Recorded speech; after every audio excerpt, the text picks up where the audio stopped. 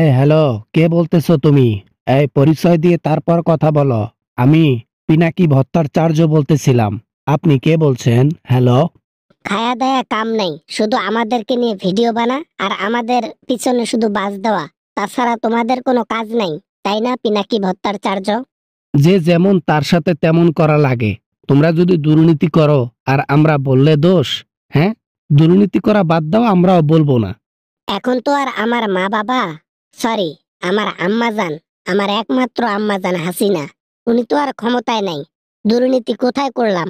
আওয়ামী লীগ 16 বছর ক্ষমতায় ছিল, আর এই 16 বছরে যে দুর্নীতিগুলো করেছে তা 100 বছর যদি এক্সপ্লেইন করা হয় শেষ হবে না। কত টাকা নেবেন বলেন, একটাবার শুধু অঙ্কের কথা বলেন, আমি তত টাকায় আপনাদেরকে দেব। কিন্তু আমাদের বিষয়ে আর কোনো ভিডিও বানাবেন না। যদি এমন হইতো পিনাকি ভট্টাচার্য টাকার কাছে বিক্রি হয়ে যাবে, তাহলে আজ থেকে 50 বছর আগে বিক্রি হয়ে যাইতাম।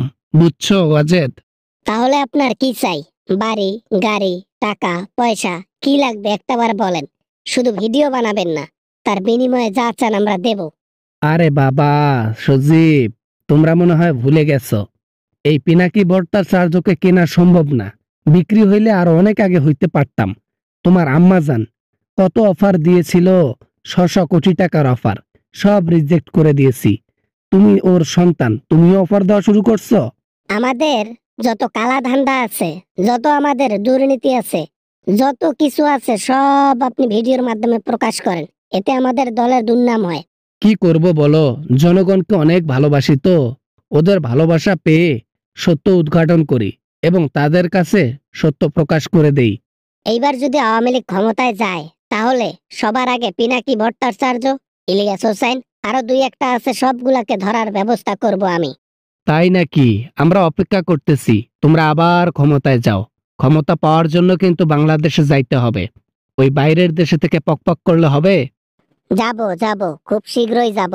আওয়ামী লীগ এখনো পতন হয় নাই, তাই আমাদের শেষ চাল এখনো বাকি আছে, সেটাও দেব, সমস্যা নাই। মা ছেলে বুদ্ধি করে যাই করো আর তাই করো। বাংলাদেশে ভুল করে যাইও না যদি বাকি জীবন বেঁচে থাকতে চাও। আর যদি মরতে চাও তাহলে যাইও, বুঝছো? জনগণের বুকে পাটা নাই, তাদের হেডাম নাই যে আমাদের গায়ে হাত দেবে। তাই এইসব নিয়ে আমরা ভয় পাই না, এইসব নিয়ে আমরা চিন্তা করি না, বুঝছেন?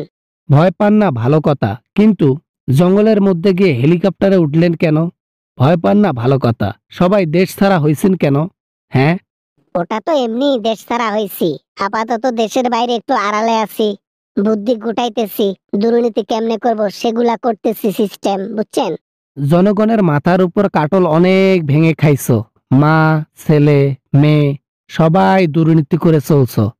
আর অপশন নাই। আমার মা এই দুর্নীতি কখনো ছাড়বেন না, আমার মা রাজনীতি কখনো ছাড়বেন না। আপাতত উনি ইন্ডিয়াতে আছে, তার মানে এই নয় যে দেশ ছেড়েছে তাই বলে রাজনীতি ছেড়ে দেবে। আমিও যতদিন বেঁচে আছি ততদিন আপনাদের কেলেঙ্কারি, আপনাদের দুর্নীতি, যত প্রকারের আকাম আছে সব প্রকাশ করব। তোমাদের মতো ইউটিউবাররাই তো আমাদের পেছনটা মেরে দিছে, সব ধরনের সত্য উদ্ঘাটন করে আর পাবলিকের কাছে সম্প্রচার করে দেয়, এটাই তো ভেজাল। এটা তো সবেমাত্র শুরু হয়েছে। আরো দিন যাবে, আরো ভেজালে পড়বা। তাই বলি বাজান, দেশে ফিরো, বাইরে থেকে পক পক কম করে করো।